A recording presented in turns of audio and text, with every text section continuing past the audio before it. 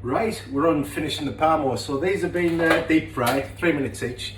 All of them are safe temperature, they've been probed. They've been drained as soon as you take them out. We make sure nothing sits in oil. That's the thing about frying that a lot of people don't realise is sometimes if you think it's all in that, if you fry it properly, the steam actually pushes the oil away, and that's kind of what the steam does. And then as soon as you've got the temperature, as soon as the food's cooked where you want it, it needs to be out, it needs to be drained properly, and you'll find that all of the majority of the oil will drain away, and you can pat it with paper as well if you like. Just one thing about the breadcrumb coating, the darkness of it is dependent on the type of bread you use. If there's any sugar content in the bread, which some of the bread that I use does have that, it can make it darker. If you want a really light crumb, you use something like panko breadcrumbs. They're a Japanese shaved dry breadcrumb, and they're very light in colour. You're not going to see this in any way, it's fine. But it's all fully cooked and it's looking good. We're all good. So we're going to finish these off. So I've got these on a grill, on a pan. So like I say, I want rid of all of any excess oil that need to come out. I don't want to be eating that. So the bechamel sauce that we've made, I'm just going to, it's thickened up because it's cold. So that's thickened because it's cold. And we're going to, depending on what your preference is, some people don't like a lot of bechamel sauce, some people love it. So what we're going to do is we're going to top each with some bechamel and spread it. And now I don't like it too thick, but I like to know it's there. Otherwise it's kind of no point in being there in the first place. Now if any goes around the edges, don't worry, because as it heats up, it gets thinner and it falls off. So if you're kind of worried about any hanging over there, don't worry about that too much.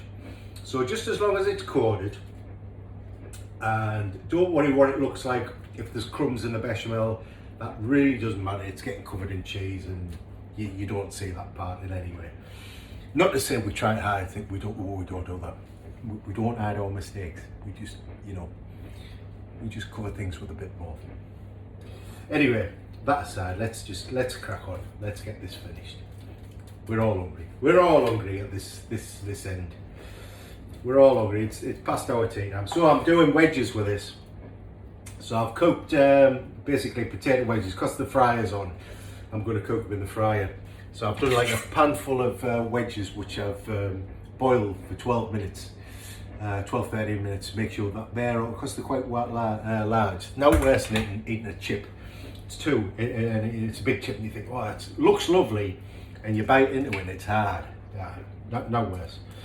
I make sure, because they're pre-cooked in boiling salted water, so it gives some flavour into the potatoes to start with. I just make sure that the thing's cooked before it even goes in the fryer, so we know we're all happy. So there we are. We've got our coating of bechamel on there, just a touch more on that there, I think. And again, this is all personal preference. If you like more, less, and that's kind of all there is to it. I just like things to be even and nice, and you think, yeah, that looks good. I'm happy with that. I just like to think, even though it's underneath, I've still put some love and care and effort into that bit. I know what you're thinking. We've watched it, done much effort in there. Anyway, I'm going to wash my hands, since I'm cooking for people now. So let's be clean and tidy. So I'm using pre-grated mozzarella and some mozzarella and cheese mix. It's just cheddar mix. And all I'm going to do is I'm going to liberally coat each of the parmesans with the cheese. And again, if you want a different cheese, you put a different cheese on there. I'm just showing you what's kind of classic up here. In fact, what they tend to use in a lot of the pizza shops and stuff is the cheap cheese, and it's swimming with oil. And people love them, but it's not particularly healthy. So we're going to just evenly coat everything with the cheese there. Some of this is going to fall off, which is fine. But the other thing, if you coat stuff right to the edges, and the reason I'm saying that is what we don't want is this is going under the grill and as it's exposed to the grill, we don't want to start like making something burn on the edge. That it's just seeing the heat, and that's all it's seeing. So if any's falling off and there's a bit missing, just stick it back on. That'll be fine. Let me wash my hands. That's going to go under the grill now. I'm going to check it after about 5 minutes. I want it to be bubbly, golden, just a nice colour on top, and I'll show you. Now, variation wise, we can. So this is the bog standard plain Parmesan. If you wanted, you could put on there something like, spring onions. That'd be nice on top. Cheese and onion goes nice. Red onion, that'd be nice. Pepperoni on top would be nice.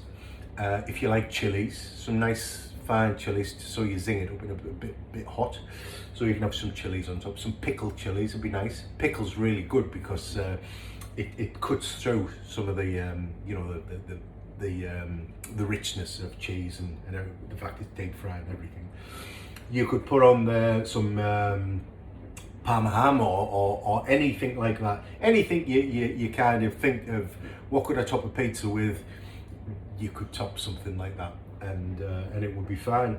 I say, I've said pepperoni. That's a nice one, but and the hot shot type toppings. That's going to go under there now, and I'll show you when it comes out at the other end, and we'll all be good to go and serve our tea. So I'm going to go and fry those wedges off.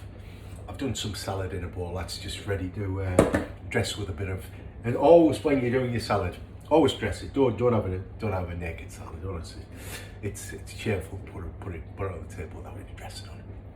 And I'm going to just it's got olive oil and pepper now. The reason I haven't properly seasoned it with salt, because if you put salt on anything, it starts drawing the moisture out straight away. So the last thing to go on is salt, and the very last thing, I'm going to put a nice squeeze of lemon over that, just so it's a bit of a zingy salad. So that's that. It's going in here.